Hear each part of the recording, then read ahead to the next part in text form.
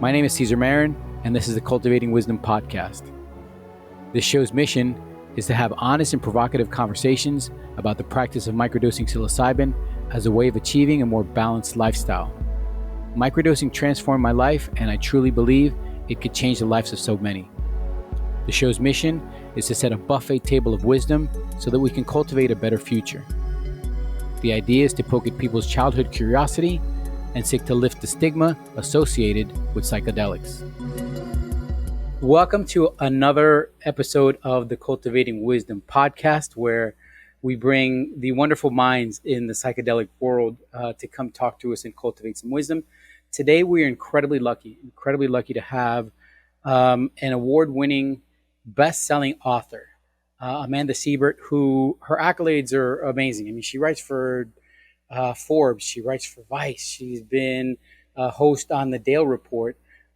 She is just really intricate in the psychedelic world, and she's just released an incredibly new book called Psyched, 7 Cutting-Edge Psychedelics Changing the World, which is a wonderful book. It's a wonderful book because I think it's a book not only for psychonauts, but also for people just getting into the space. Amanda, first of all, thank you for joining us on the podcast.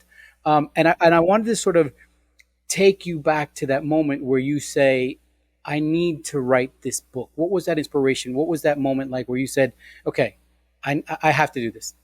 That's a great question. And thank you, Cesar, for having me. It's so lovely to be here. I really appreciate the opportunity to be in conversation about a topic I obviously love a lot.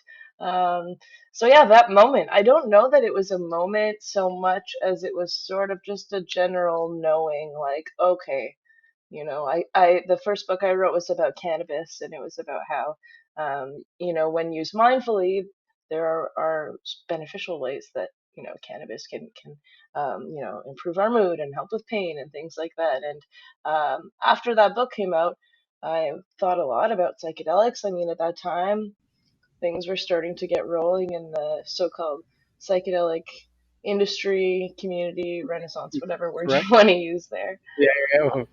And this new movement, this revolution, as Paul Stamets called it. Exactly. And I just felt really strongly that it was something that needed to be written about in a way that it was a little bit more digestible. I think, we've had so much information thrown at us over the last several decades about these drugs. For many years, the idea was, as you've said, oh no, these things are going to change your mind.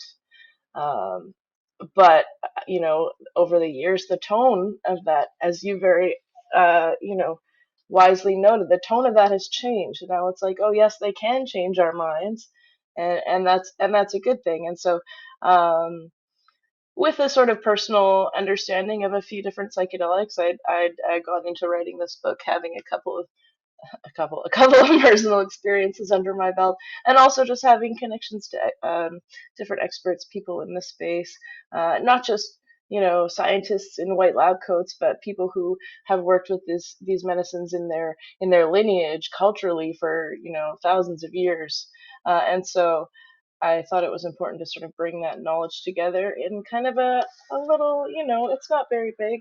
A book you could read in a couple of days or even a day if you're pretty quick. So that was sort of the idea behind that, the inspiration.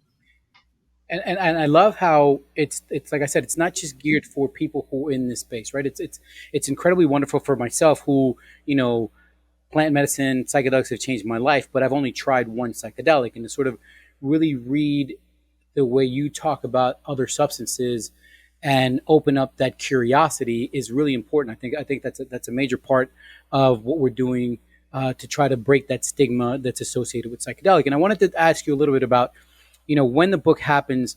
I'm sure there was pushback, right? I'm sure there was publishers that said, you know what, we're not ready. What did that happen, or was it pretty open to sort of, hey, yeah, we love the idea, we love the book. Have you gotten some pushback from writing this book at all?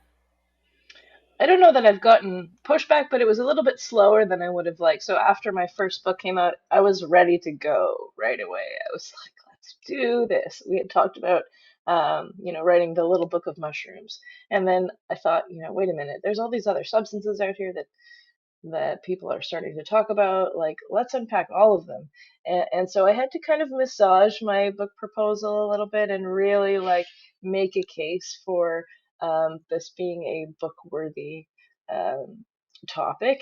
And so that it did take a little bit longer than I anticipated to sort of, land that contract, sign it, get everything done, start working on the book. But, so far, there hasn't really been a lot of uh, pushback. I would say it's a little bit slower than the cannabis book. What was interesting about writing about that book at that time, pardon me, that subject at that time was I was able to release the book about cannabis on the day cannabis was legalized in Canada. So people were Oh, excited awesome. about Yeah. the subject. There Yeah. was a Hmm. reason for them to learn about it and pick that book up. And I would say it's been a little bit slower on this side, but it is a more kind of niche subject. I forget sometimes being in it all the time that not everyone is interested in psychedelics. Right. Yeah. Yeah. So Yeah. yeah. Yeah, I get that sense also, but I think that the fact that there's a lot more talk, right? There's a lot more people interested. There's some mainstream media chat about it, whether it's Ted Lasso, the show that talked about Hmm. a psychedelic experience, whether it's Tracy T from Moms on Mushroom being on the Dr. Phil show. There's a lot of talk about it. There's this talk about Hmm. the advancements and the wonderments of psychedelic medicine. I was curious in all your extensive research for the book, because there's psychedelics are new in the sense of the study of it, right? Of the potential about it. Is there anything that you during your research that you read and said, "Wait a minute, I got to read that again. I can't. Hmm. Did I read that correctly? Was there something that sort of really threw you back? Whether it was the potential of healing, whether it was the power of a certain substance, was there something that sort of really you were like, whoa, Let me think about that question for a second here. There were definitely a lot of moments throughout the writing of the book where I was sort of wowed, learning about the different historic uses. Um, Let me just think. I'm sorry that I don't have no, no, no, that's fine. No, and again, snappy you know answer what? for It's sort of this. Um, I think it's sort of it's a testament of how much you've researched before. You know what I mean? Writing of the book, how much yeah. the book is, your personal experience and how this has changed you, and other things that you've sought. And again, Hmm. like you said, you've been in this for a bit. This isn't Hmm. this isn't like something you're just new at. Totally. You've Yeah. researched this before. You're a writer, so I'm sure there's tons of stuff that you've read about before that was just Hmm. something there. I was curious about your story that I've read and I heard you talk about your writer's block during this book, Hmm. and your Oh yes. journey that you took, where a lot of people might bat an eye at, like, what? How much was Yep. that? But it really helped you. No, can you tell us a little bit about that and how you were able to Absolutely. then integrate how you were able? And I think the important part is not, again, the dosage is the dosage, the journey is the journey, but it's how we integrate afterwards, right? That we sort of are able to use the power of the medicine. So I'd love for you to tell us a little bit about that specific journey, why that, and again, how you were able to integrate the message from the medicine into creating this incredible book. Absolutely. So that's a great story. Thank you for asking me about that. So about halfway through the book, it was the summer of 2021. Yeah. And it was really hot where I was living, and I was in this apartment right here that you see me in. And I was in here with all the blinds closed because it was just insufferably hot. And I hit a wall. I was like, I can't do this. Nobody's gonna care about this. I'm not the person to do it. All of these thoughts of self doubt, just like not creeping in, like just like a flood. And I was like, what am I gonna do about this? So I called a good friend of mine, Wendy, and I asked her to come over. And I was like, I'm gonna do some mushrooms. I'm gonna do it a significant dose, and I need you to Significant. sit and and watch.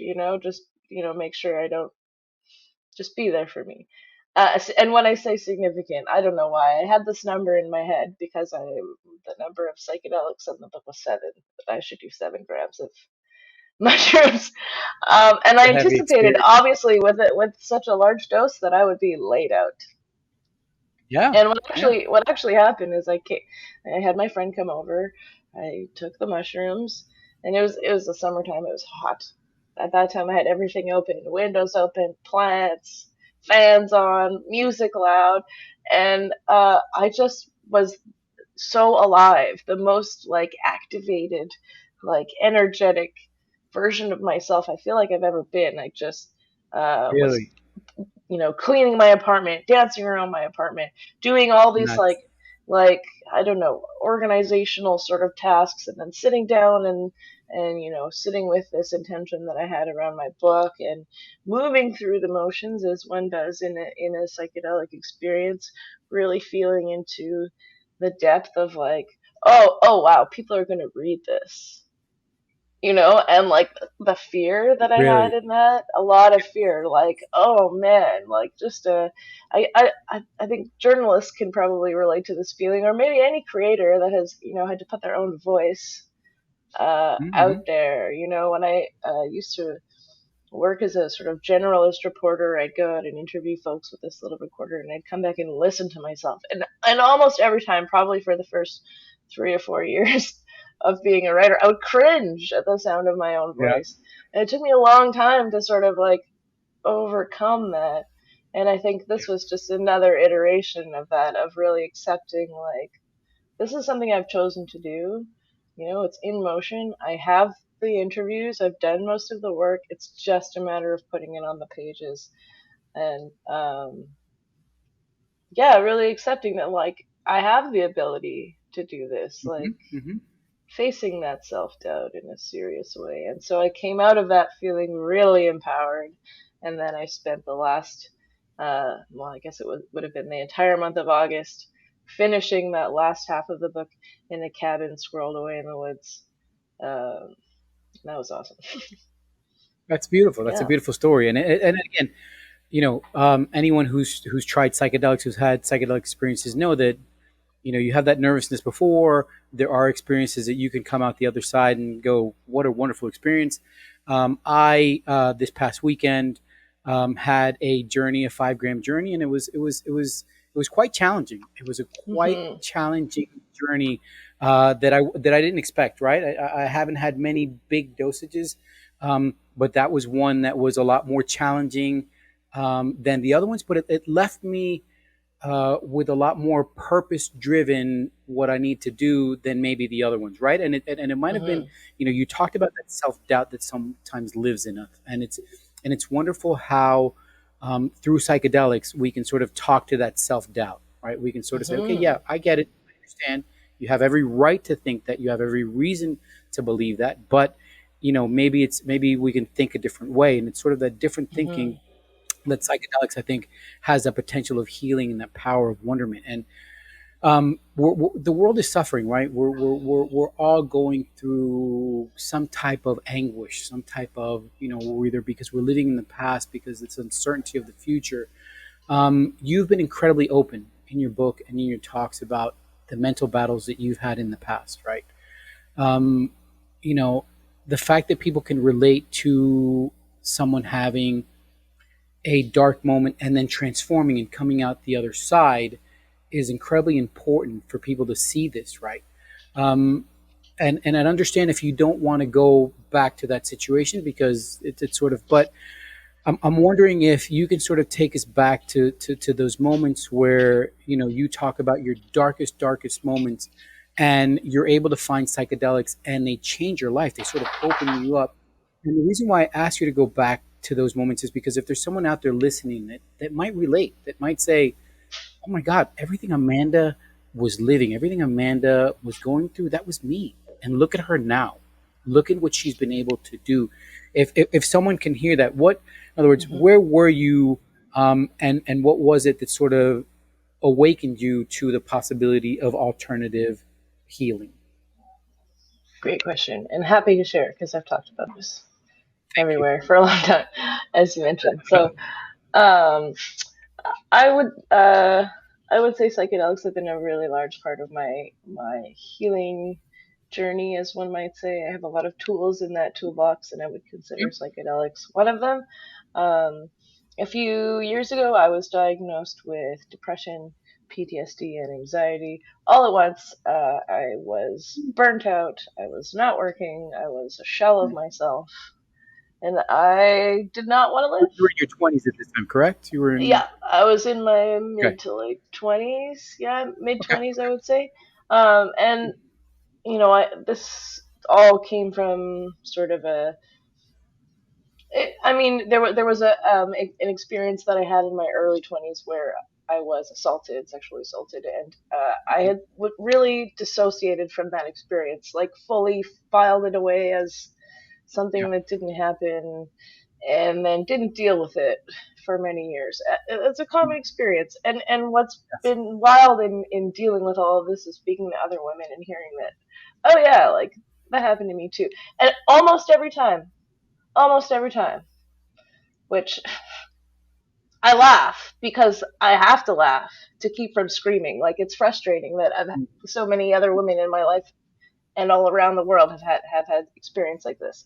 Anyway, I digress. So that sort of triggered this like emotional breakdown where I was not really able to function in a real way. I was just really empty, and so I would, before I had taken a break from work, I would drive home from work and think about like what would happen if I just drove into this median, like just really dark stuff. And Mm-hmm. so in taking time off of work, in seeing, a therapist and seeing a psychologist, talking to my doctor, these diagnoses were given and I was prescribed SSRIs. And I thought really long and hard about whether or not I should go on these drugs. Mm. Someone in my family had, had taken SSRIs before and had not had a great experience with them in my immediate family. And so I thought, I don't know. I had second thoughts. And so what I did, this is in my book, I went online and I printed off like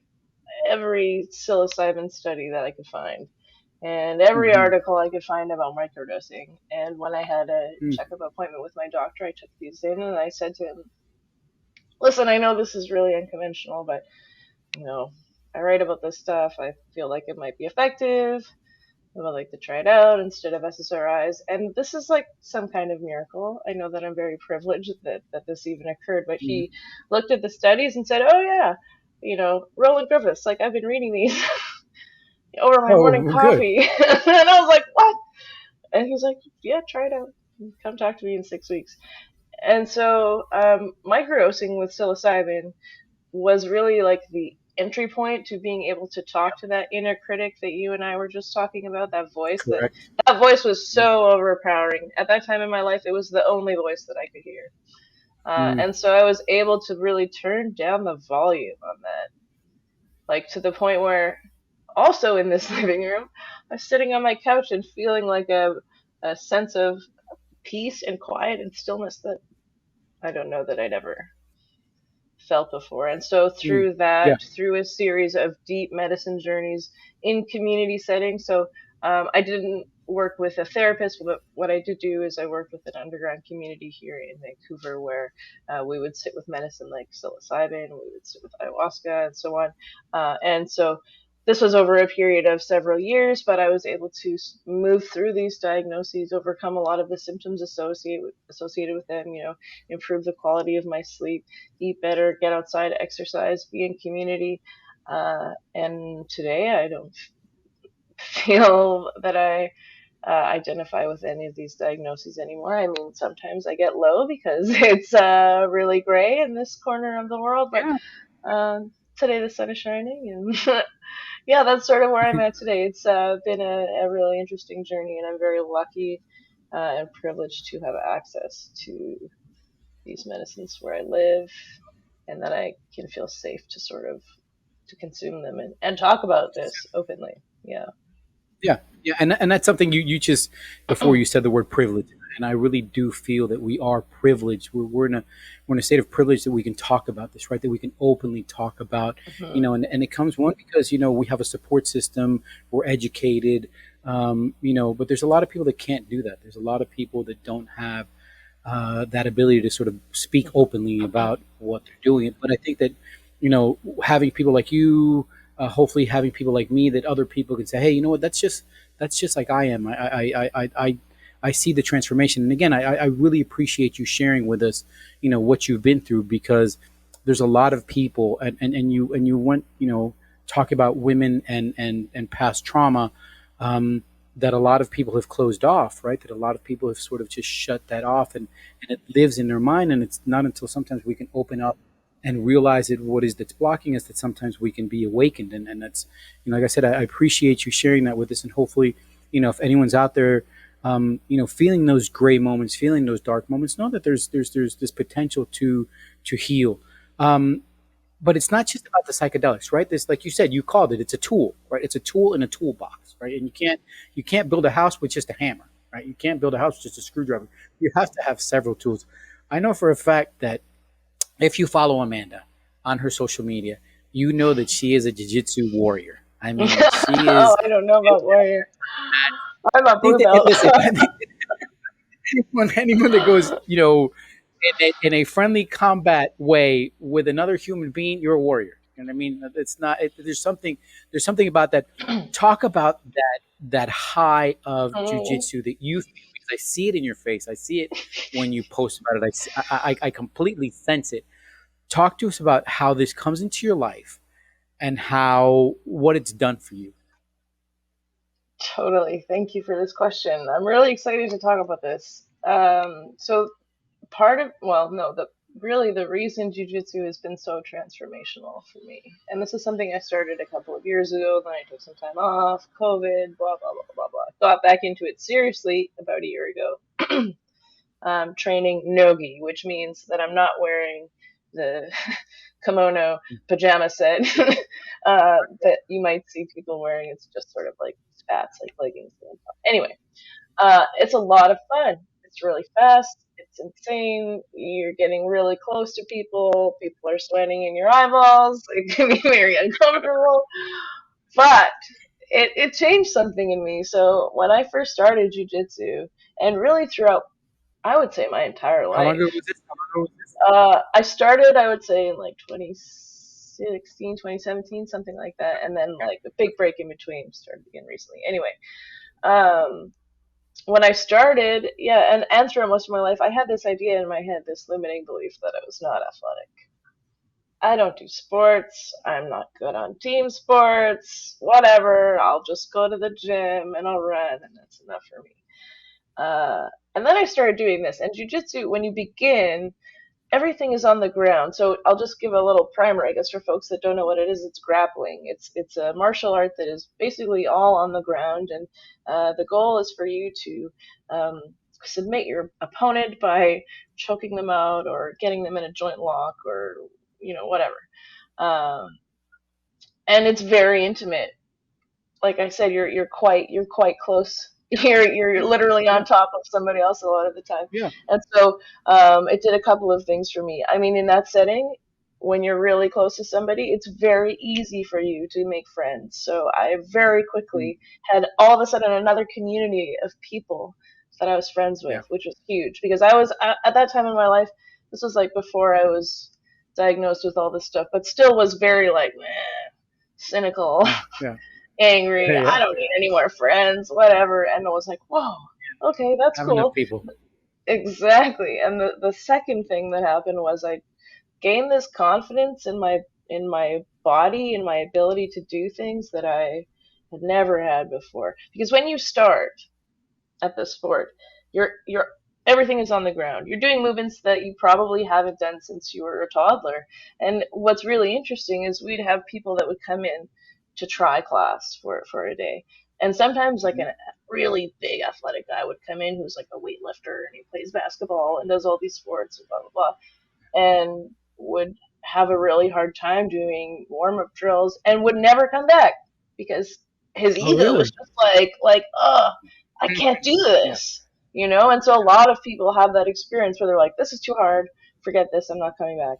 And the beauty in sticking with it is, you learn some incredible things, some really cool things. So it's definitely something that I hope to continue.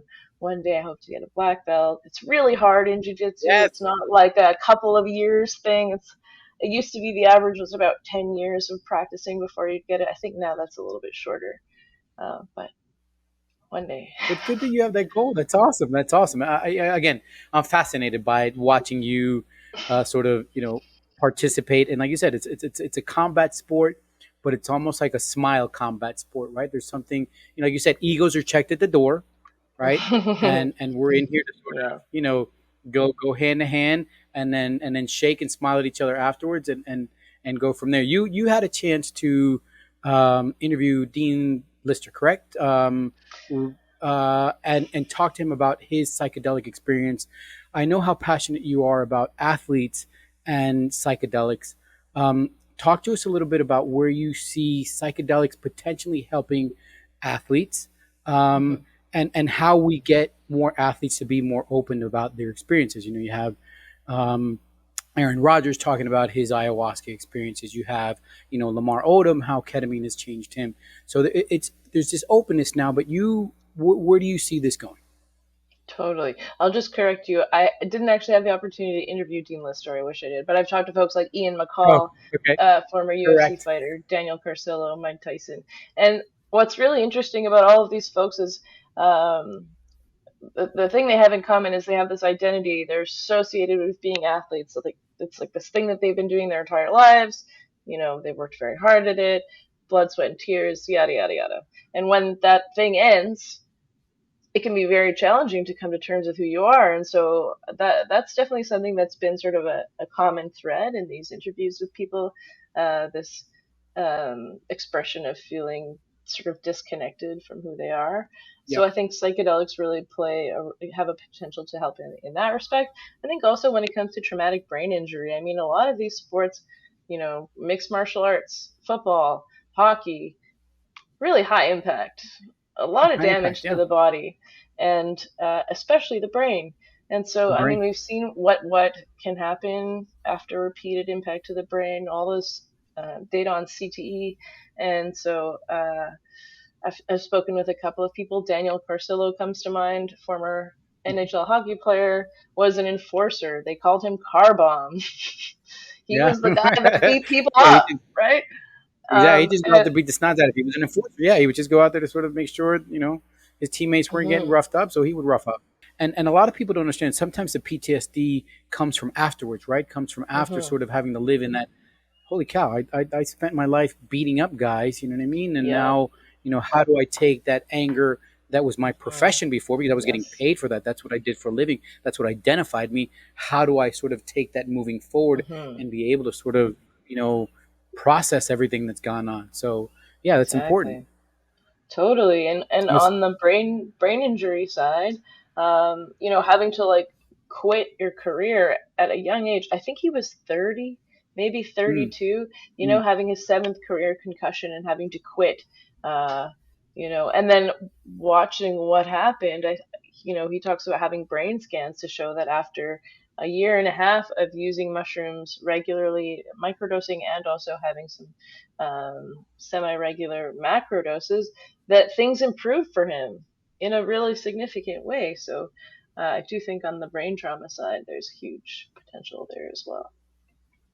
good. That's good. Um, Obviously, this space is moving a lot quicker than a lot of people thought, right? I mean, if we go Hmm. back and we say, if 5 years ago we would have said, hey, you're going to have a podcast with an incredible writer, and you guys are going to be talking about openly about psychedelics and the wonderments of it, and how, everyday people, business owners, moms are using it, we'd be like, are you What? crazy? There's this sort of exactly, and I was taken aback also at the conference in Miami, the Benzinga conference, Hmm. Couldn't where pay there was a attention to lot of it. talk. Yeah, there was a lot of talk about, let's slow down a little bit, right? Let's sort of. I know we're on this incredible wave, but we really need to sort of not rein it in, but be mindful. Be mindful. And it's almost Hmm. was. I think the message that I got was almost like, all right, let's take a step forward and let's take a huge deep breath and see where we go from here. You've been in this space long enough. You've written about it long enough. What excites you? What excites you about the future of psychedelics, and what keeps you up at night about the future of psychedelics? Ooh, this is great. I'm going to answer the second part of your question first because that comes Please, to mind first, please. and I want to end on a positive note. Yes, what of keeps course. me Yes. Yeah. Yeah. what keeps what keeps me up at night is the approach that some folks are taking to this space. Sometimes I cringe even at the word industry. I'm like, I don't know. Mm, Correct me mm, if I'm wrong, but anyone who's had a psychedelic experience, particularly with a plant medicine like or fungi medicine like psilocybin, um, you feel this connection to the earth, to people around you, to nature. Um, and I feel that, charging an insane amount of money for a treatment that's going to help someone improve their life is a little bit, mm. it goes against Yeah. what I Yeah. feel these medicines can and have represented for people. And so, Mm. yeah, that's definitely something that I Yeah. think about. We see It's some of these recent clinics that have shut down. We see retreats that have closed. yeah. And I feel like it Trees is close. because people are moving a little bit too quickly. Yeah. Yeah. And So sometimes that's definitely. Oh, go ahead. yeah, and it's a fear that I have, and I sort of have this parity that the psychedelic world right now is on the seesaw. Right, on one side we have obviously the big money, that's needed. Right, these research studies are needed, otherwise we don't go forward. But Hmm. like you said, am I really going to have to pay $10,000 to sort of try to find some healing? So Hmm. you have this side that there's a lot of money, there's a lot of interest, there's a lot of psychedelic water type of situation where it's sort of I see that instead of that S in the psychedelic, I see the dollar sign, right? And Oh yeah. there's a lot of that, and that concerns me. And on the other Hmm. side of the seesaw, it's the very holistic, organic people saying, "Wait a minute, hold on a second. The earth is giving me this medicine. Why am I going to have to go to a doctor and pay Hmm. insurance and pay out of my pocket for this healing? Why is it?" And I just feel that the more of us that can stand in the middle of that seesaw and say, "Okay, wait a minute, both sides, hold on, let's take a deep breath," the further we can go. Because my concern and what keeps me up at night is that if it goes either way, we can find ourselves in a situation again where Hmm. it's like, Yeah. politicians are saying, no, this can't happen, no, and then we take step backs, right? We take step backwards, and that, like you said, that has happened already. By there's some clinics that are closing, there's Hmm. retreats that are closing, and it's that lack of taking a deep breath. Now, that aside, let's sort of, like I said, how do we? I think open conversation. I think Hmm. honesty. I think education. Education is a huge, huge component in Hmm. all of this. The more we can educate people, the more people can make educated decisions. So I think, like we both said, that's the sort of negative part. What are you excited about?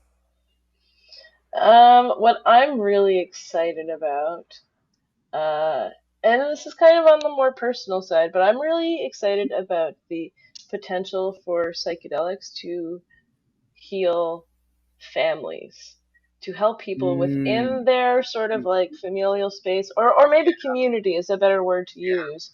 But, um, you know, the therapy model is great. Don't get me wrong. I think it's an important part of the picture, but it's very like individual focused. And if we look at the history yeah, of these medicines and the way that they've been used in group settings.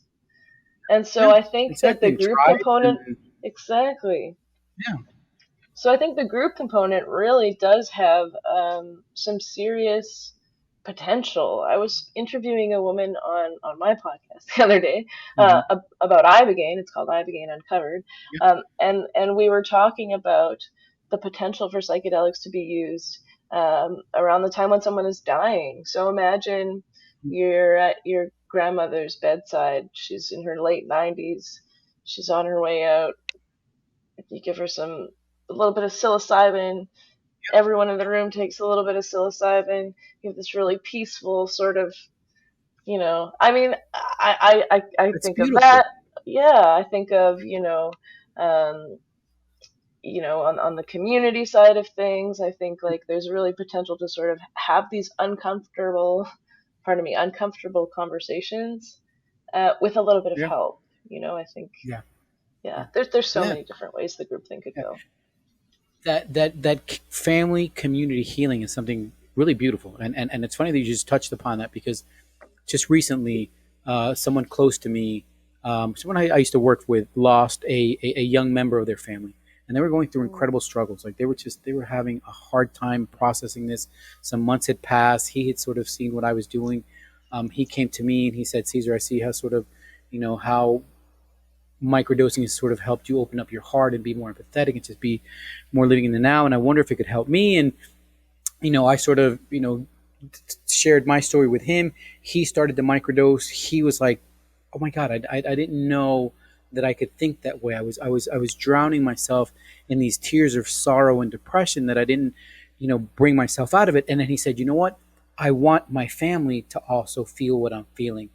And he went ahead and he talked to the family and he told them what he was doing, and he shared his experience, and he sort of got them to microdose.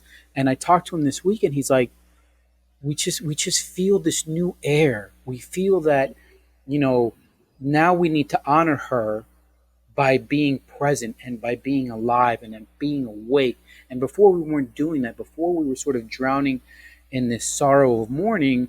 And it wasn't until, microdosing, it wasn't until psilocybin opened us up and sort of opened our heart up a little bit more, that we were able to have this community healing, this family healing. So I think it's beautiful. I think that potential aspect is wonderful. It's sort of like you said, indigenous people have been doing this for centuries in the past.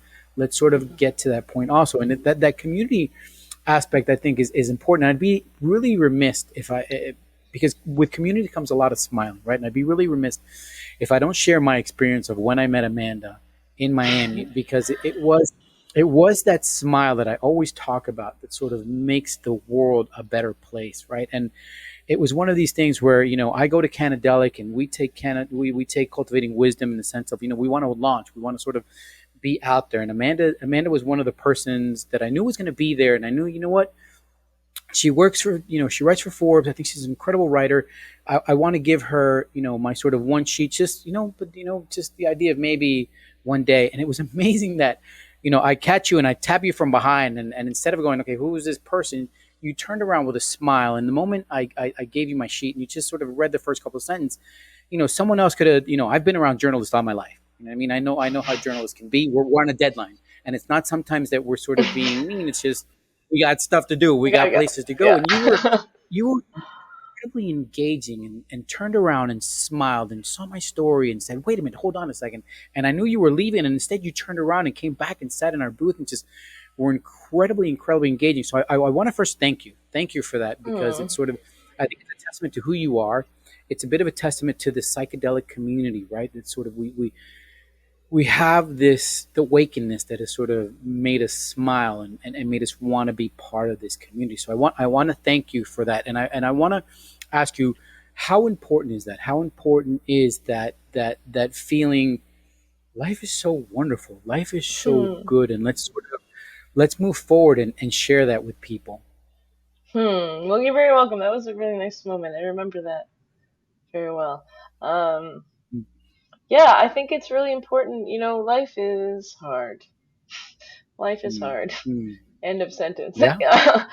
yeah. And Period. Exclamation point. Next chapter. um, and so in those moments when we're meeting other people, I think the easy thing to do is default to like, I gotta go. I got Yeah, things to do. Who are you? Like, and yeah. I've been that person a lot in Mm, in my past. I think I definitely have been quite cynical and really just like not interested in that sort mm, of those sort of interactions. And yeah, I think things have changed, and I really appreciate the opportunity to meet folks and hear stories, because that's what I that's what really got me into what I do, is this storytelling element. You can tell people a mm. list of statistics about psilocybin or LSD or any sort of Yeah. psychedelic, but when you tell them a story or they meet someone who's had a profound life changing experience, Mm. that's where the shift happens. So I'm always interested Yes. in story. I always want to hear how someone came to this medicine.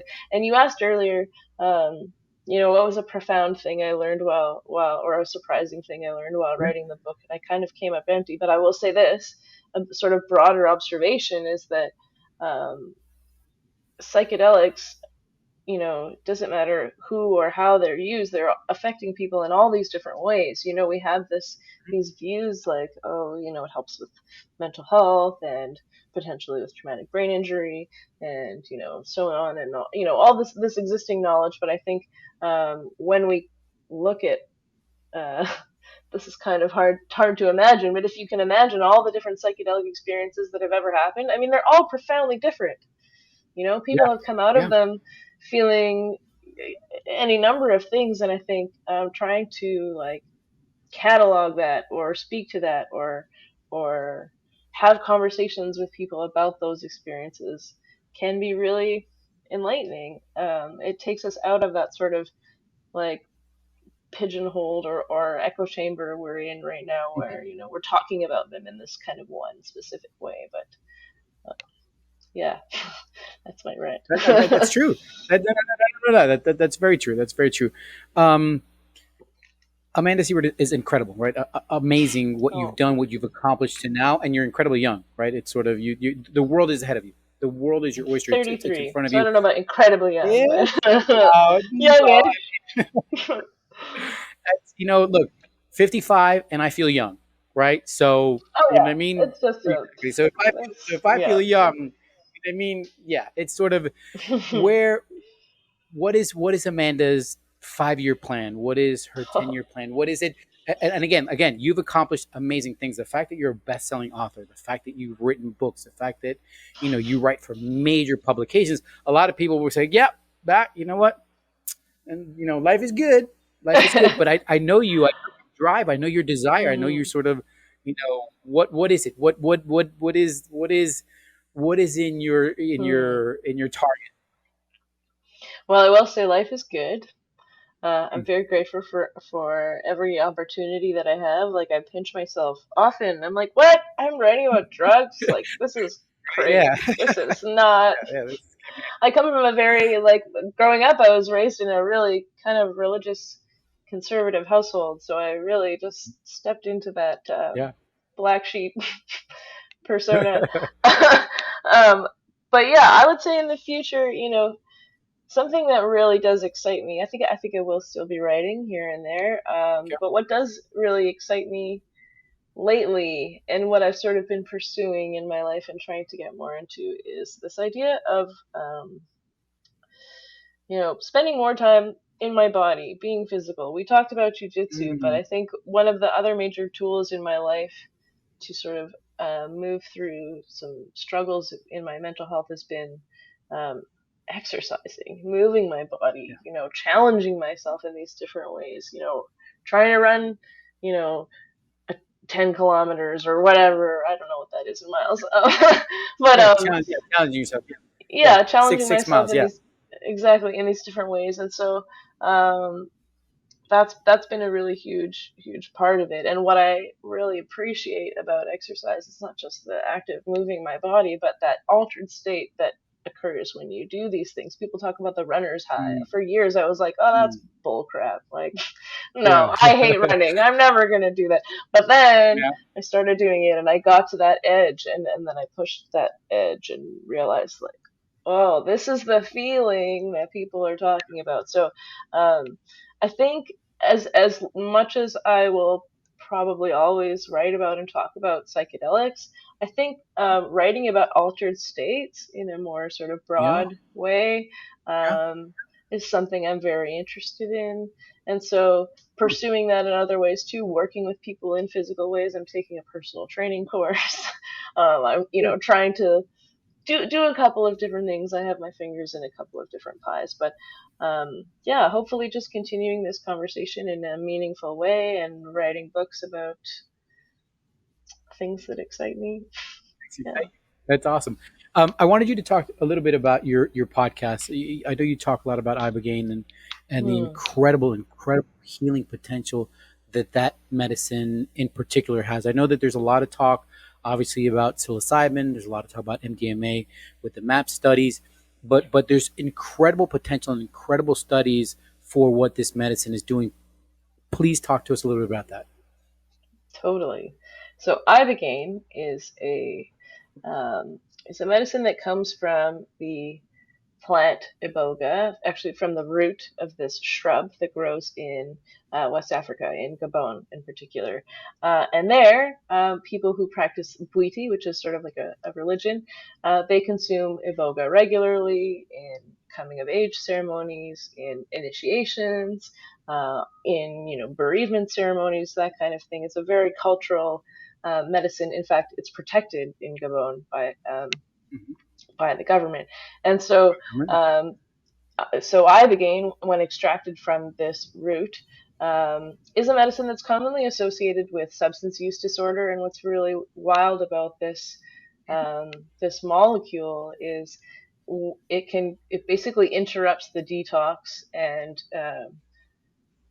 the craving for opioids. So I witnessed this. I Wow. actually had the opportunity to experience ibogaine in April of 2022 at Beyond, which is an Okay. ibogaine clinic in Mexico. And I witnessed people who came in, experiencing withdrawal. They were taken very good care of, and then after their ibogaine treatment, it was like a new person emerged from the room. So what this Wow. medicine does, it's a long experience. It's about 12 hours or so.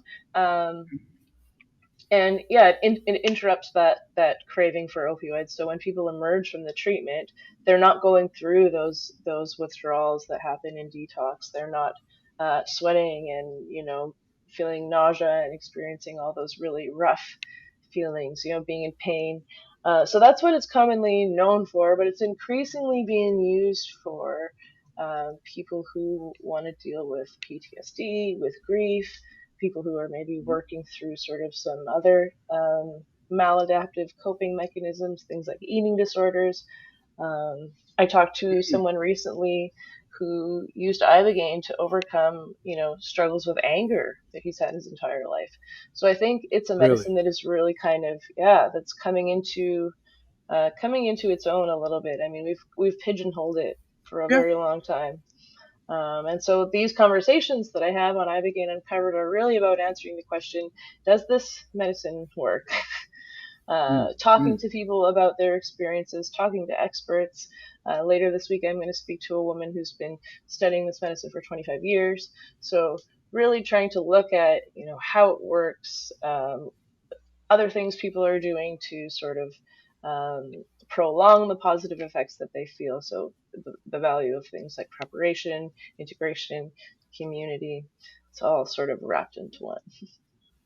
It's incredible, and I know I think the last guest you had said that of all the psychedelics experiences she had, and she's had many, that one ibogaine experience was just uncomparable, like uncomparable. Hmm. So it's Yeah. yeah, it's all the studies are out there. It's incredible medicine.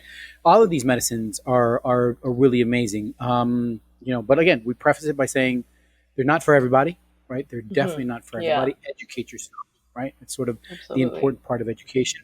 Um, what's next for the book? Are you doing, other? I know you had a Hmm. wonderful book launch in LA a couple of weeks ago. What else is on the calendar for this year? Psychedelic science, I'm sure. Woohoo. How right today? That's going to be Yeah. amazing. And then we'll look forward to Wonderland in Miami again in November. What else is on? Where else can people come and say, Amanda, I love your book, or Amanda, Aw, I want to read your book? thank you. Oh, that's so sweet. I will be at Psychedelic Science in Denver in June. I'm very excited about that. I think that will be a lot of fun. I'm also hoping to well, I'm in the process of planning a book event in New York City in July, so watch out for that. Wonderful, wonderful. Yeah, that's wild.